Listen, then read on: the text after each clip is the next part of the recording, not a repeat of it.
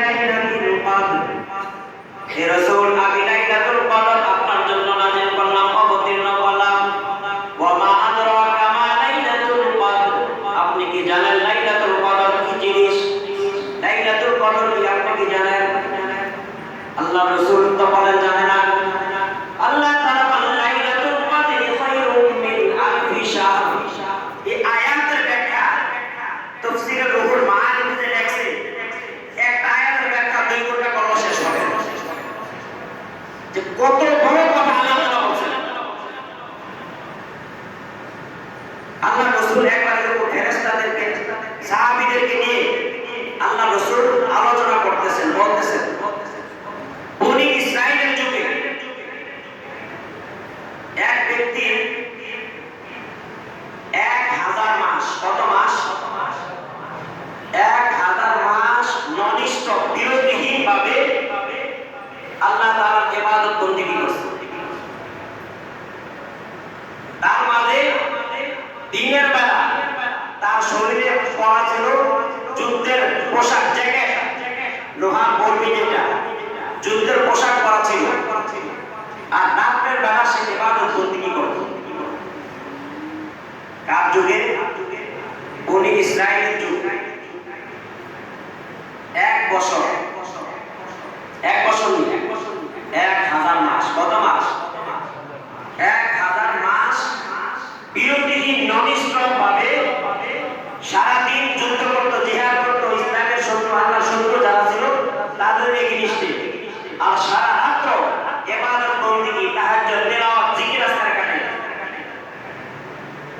এই কথা শোনার পর সাহাবীরা লাফ দিয়ে উঠলেন শরীর কম্পন দিয়ে উঠল অনেকে ইয়া রাসূলুল্লাহ ইয়া হাবিবাল্লাহ আমরা আখিরি নবীর উম্মত আমরা তো আপনি বলছেন আমাদের হায়াত 60-70 বছর হবে আর তারা এত বেশি ইবাদত বندگی করছে 1000 মাস তথা 83 বছর 4 মাস এই সময় বিরতিহীন ভাবে ইবাদত বندگی করছে আমাদের কি কোনো সুযোগ নাই আমরা তো তাই আমলের দিক থেকে তাদের থেকে অনেক পিছিয়ে থাকি আমরা যখন বালেগ হই ছেলেমেয়েরা বালেগ হয় 10 বছর 12 বছর 14 বছর সময় এরপর থেকে ইবাদত শুরু হয় তার উপর ইবাদত ফরজ হয় তারপর সে ইবাদত বندگی করে আমরা দেখি যে প্রায় লোকের দৈনিক 2 ওয়াক্ত 3 ওয়াক্ত নামাজ পড়ে অনেকে পড়ে না অনেকে সপ্তাহে একদিন জুমার দিনে আসে লম্বা সময় ইবাদত থেকে সে দূরে খোদা বিমুখ নাফরমানিতে লিপ্ত আর আমাদের কর্মে কাণ্ডে সুস্থতা অসুস্থতা গেলে অনেক সময় এভাবে পার হয়ে যায় আর আমরা যারা মুসলমান হইছি আমাদের বয়স 30 35 40 হওয়ার পরে মুসলমান হইছি আমরা কিভাবে এই গ্যাপ পূরণ করব তাদের আমলের তারে কাছে তো যেতে পারবো না সমান হওয়া তো দূরের কথা মন খারাপ কার সাহাবীদের মন খারাপ তা আল্লাহ রাসূলের মন কি খুশি আল্লাহ রাসূলের মন খারাপ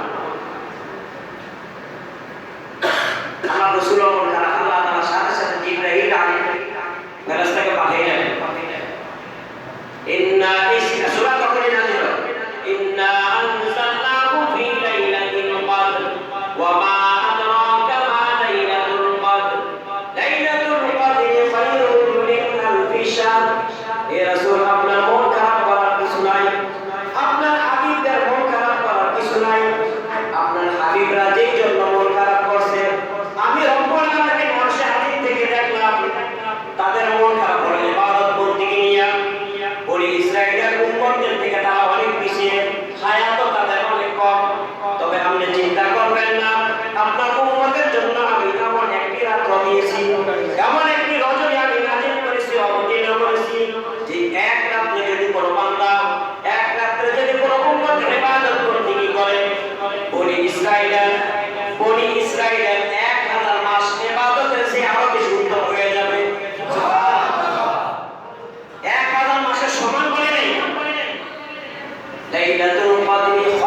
মিন আলফি শাহর, এই আলফি শাহরের চেয়েও আরো বেশি। আয়াতের ব্যাখ্যা বলেন মুফাসসিরিনে কেরাম যে আলফি শাহর এটার ব্যাখ্যা যদি আল্লাহ তাআলা বলেন, যদি কেউ জিজ্ঞাসা করত যে 1000 মাস এটার সময়টা কেন আপনি 1000 মাস বললেন, এটা 1000 মাস না বলে সরাসরি আপনি 83 বছর 4 মাস বলে দিতে পারতেন। মাস বললো কেন? দিন বলতে পারতেন, কারণ মাস আমরা কাউন্ট করে যা বছর হয়, 12 মাসে 1 বছর, ওইভাবে বলতে পারতেন। আল্লাহ তাআলা বলেন যে আমি এই জন্য বলি না, আমি যে বিনিময় দিব, প্রতিদান দিব, পুরস্কার দিব, এটাতে কি পরিমাণ হবে এটা আমি ছাড়া পৃথিবীর কেউ জানে না। আমি ছাড়া পৃথিবীর কেউ জানে না কি পরিমাণ বিনিময়, ওজর, প্রতিদান আমি বান্দাকে দিব। হযরত জিবরাইল আলাইহিস সালাম এই আয়াতের ব্যাখ্যা লেখেন, জিবরাইল আলাইহিস সালাম আল্লাহ তাআলার কাছে অ্যাপ্লিকেশন করলো, দরখাস্ত করলো যে আল্লাহ, এমন একটা রাত্র আপনি আপনার উম্মতের জন্য দিয়েছেন, যেই রাত্র ইবাদত করলে 83 বছর 4 মাসের চেয়ে অনেক বেশি নেক আমল বান্দার আমল আপনি দেন। আমরা ফেরেশতারা চাই যে এই রাতে দুনিয়াতে বান্দাদের সাথে যে ইবাদত করি। কেমন কথা! চোখের পানি ধরে রাখতে পারি না যখন তাফসীরটা করছি। আমরা কত উদাসীন। তাফসীরে দেখে, তাফসীর লেখছেন কে? তাফসীরের যে লেখক মাহমুদ আলুসি আল-বাগদাদি রাহমাতুল্লাহ আলাইহি, তিনি কত বড় মুফাসসির ছিলেন একটু সংক্ষিপ্ত বলতে বোঝা যাবে। উনি যখন তাফসীর লিখতেন, কোন আয়াতের ব্যাখ্যা যদি উনি না বুঝতেন, উনি লেখেন আমি কলম কাগজ রেখে দিতাম, রেখে তো সব বক্তব্যের আরশ আজিমের দিকে আমি ধ্যান করতাম, আর আল্লাহ তাআলা এর ব্যাখ্যা বিশ্লেষণ আমার সামনে তুলে ধরতেন। আর আমাদের দেশে আমরা মুফাসসিরের অভাব নেই, একটা আয়াতের ব্যাখ্যা তর্জমা করতে পারে, আন্তর্জাতিক গতি সম্পন্ন অভাব নেই। তারা ছিলেন মুফাসসির। এত বড় কিতাবের লেখক, এত বড় বুজুর্গ ছিলেন, আল্লাহ তাআলার সাথে তার কেমন তাআল্লুক ছিল, কেমন সম্পর্ক ছিল। তো ফেরেশতারা আল্লাহ তাআলার কাছে আবেদন করছে যে আমরাও দুনিয়াতে যাই, আমাদেরকে তো আপনি যাকে যেই কাজ করার হুকুম দিয়েছেন, নির্দেশ দিয়েছেন, এর থেকে বেশি কোনো কাজ করার শক্তি সামর্থ্য আমাদেরকে দেন না। আমাদেরকে আল্লাহ তাআলা অনেক ক্ষমতা দিয়েছেন, আমরা নেক আমলও করতে পারি, বদ আমলও করতে পারি, ভালো খারাপ দুইটাই করতে পারি। কেউ চাইলে শুধু ভালো করি, কেউ চাইলে শুধু খারাপ করি, কেউ দুইটা মিলে আলাদা কিছু করি, সব করতে পারি। কেউ লেবাস ধরে করি, কেউ লেবাস ছাড়া করি। কিন্তু ফেরেশতাদেরকে যাকে আল্লাহ আল্লাহ বলার জন্য নির্ধারিত করছে, সে অন্য কোন শব্দ, মালিক, রহমান, গফফার কোন শব্দ বলতে পারে না। ওই শব্দে সে যশ থাকে হার হামেশা 24 আওয়ার 24 ঘন্টার মধ্যে সব সময় এটাই করতে থাকে। তো ফেরেশতা আবেদন করছে যে এই রাতে আমাদেরকে দুনিয়াতে যাওয়ার অনুমতি দাও। দুনিয়াতে আমরা সকল ফেরেশতারা যাইয়া দুনিয়াতে যেন তাদের সাথে ইবাদত বন্দেগী করতে পারি। লাইলাতুল কদরি খায়রুম মিন আলফি শাহর তানাজ্জালুল মালাইকাতু ওয়ার-রূহু ফিহা ফিহা বিইذনি রাব্বিহিম মিন কুল্লি আমর। আল্লাহ তাআলা অনুমতি দিলেন, যাও তোমরা দুনিয়াতে যাও। দুনিয়াতে এসে তারা দেখতেছে বান্দারা কে কি হালতে আছে, কে কি অবস্থায় আছে। তাফসীরে দেখে দুনিয়াতে একটা তীর দাঁড়ানোর ক্ষমতা থাকে না। দুনিয়ার মানুষ তো আছেই, 750 কোটি মানুষ তো আছেই, এর মধ্যে ফেরেশতারা যখন আসে তীর দাঁড়ানোর ক্ষমতা থাকে না দুনিয়া। পুরা জমির ফেরেশতা মানুষ। তো ফেরেশতারা দেখতে থাকে যে রাত্রিবেলা এই কদরের রজনীতে আয়েশা থেকে কিছু লোক দাঁড়িয়ে আছে, কিছু লোক বসে আছে, কিছু লোক কোরআন তেলাওয়াত করতেছে, কিছু লোক জিকির করতেছে, কিছু লোক আল্লাহ তাআলার দরবারে হাত তুলে কান্নাকাটি করতেছে। তখন এই ফেরেশতারা আল্লাহ তাআলার কাছে আবার আবেদন করে যে আল্লাহ, এই কদরের রাত্র আপনি যে তাদেরকে দিয়েছেন, এই রাত্রে তারা শুধু কান্নাকাটি ছিল, তারা ইবাদতেই ছিল, তেলাওয়াতেই ছিল, নামাজেই ছিল। আল্লাহ আমাদের পক্ষ থেকে একটা আবেদন, এই বান্দারে আপনি মাফ করে দেন। আল্লাহ তাআলা কাছে ফেরেশতা আবেদন করে। এই জন্য এই রাত্রের ব্যাপারে হাদিসে যেটা পাওয়া যায়, আল্লাহ রাসূল সাল্লাল্লাহু আলাইহি ওয়াসাল্লামের কাছে যখন এই আয়াত আসলো দ্বীনের ব্যাপারে, যে কোন রজনীতে কোন রাতে এই লাইলাতুল কদর উম্মতে মুহাম্মাদের জন্য দেওয়া হয়েছে, পুরস্কার দেওয়া হয়েছে, আল্লাহ রাসূল হুজরা থেকে বের হয়ে আসলেন হাসি মুখে, হাস্যোজ্জ্বল অবস্থায়। আয়েশা দেখে সাহাবীরা কয়েকজনে তাকদীর নিয়ে তর্ক বিতর্কে লিপ্ত। নিয়ে তাকদীর, আমার তাকদীর যা আছে তাই হবে, তাকদীরের ফয়সালা কার হাতে? আল্লাহ তাআলা। এই তাকদীর নিয়ে ঝগড়া ফাসাদ করতেছে। আল্লাহ রাসূল রাগে খুববে এমন রাগান্বিত হইলেন, হাদিস তাফসীর কিতাবে লেখে চেহারা গালগুলো মনে যেন আনারের রস ছিটে গেছে, এমন লাল হয়ে গেছে। আল্লাহ রাসূল বলেন, এই এখতিয়ার তোমাদেরকে কে দিয়েছে? তাকদীর নিয়ে তোমরা আলোচনা করবা, এটা কি তোমাদের কাজ না আমাকে এটার জন্য পাঠানো হয়েছে? এই সমাধান করতে যে আল্লাহ রাসূলকে আল্লাহ তাআলা এই কদরের রজনী ওইটা কাছে বলিয়ে দিয়েছে। কোন তারিখে?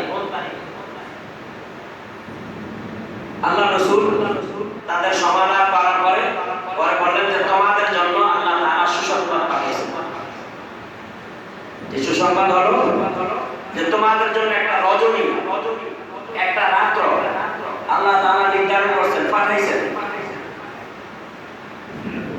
তাহাজ্জু লাইলাতুল কদরি ফিল ফিত্রি মিনাল আশারি আওয়াখির মিন রমাদান।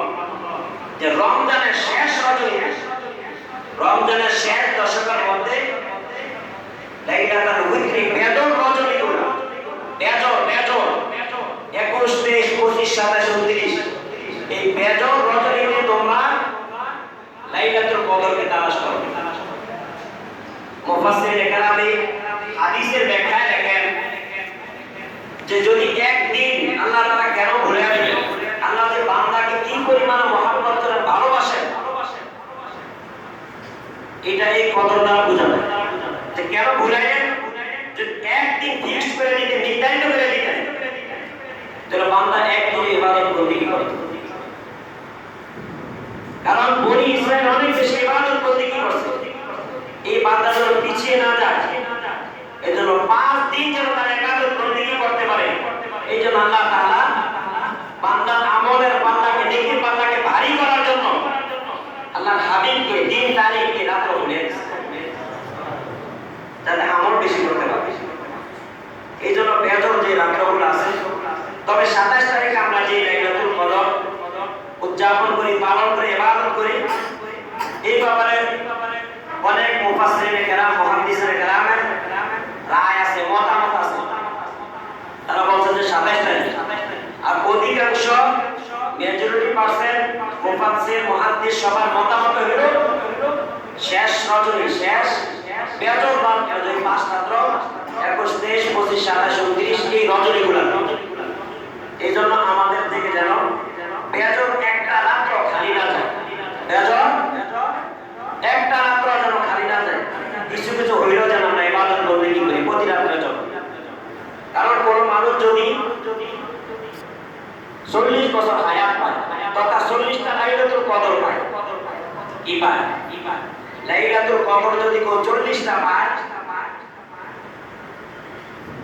তাহলে হিসাব করা যায় বনি ইসরায়েল যে হায়াত পাইছে তারা কি পরিমাণ ইবাদত বন্দেগী করতেছে পূর্ণ জীবনে তো 1000 বছর 1200 বছরের উপর হায়াত পাইছে তারা কি পরিমাণ ইবাদত করছে আর বনি ইসরায়েলের মধ্যে মুহাম্মদের মধ্যে আমরা যদি 40টা কদর পাই 40টা কদর যদি আমরা পাই আর এটাকে মূল্যায়ন করি কাজে লাগাই ইবাদতে কাটাই তো পাওয়া যায় 3333 বছর ইবাদত বিরতিহীন ইবাদত শব্দ আমলনামা দেওয়া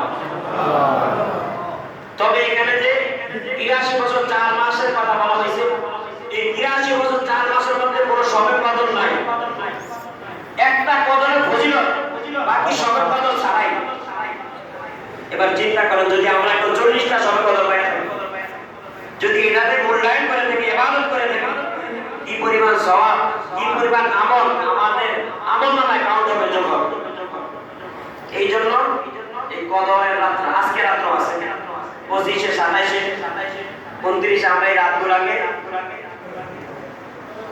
ইবাদতের জন্য নির্ধারিত করে নিই আল্লাহ হাবিব সাল্লাল্লাহু আলাইহি ওয়াসাল্লাম তো শেষ দশক হাদিসে আসছে যে কবরে গামছা বাঁধতেন রুমাল বাঁধতেন শেষ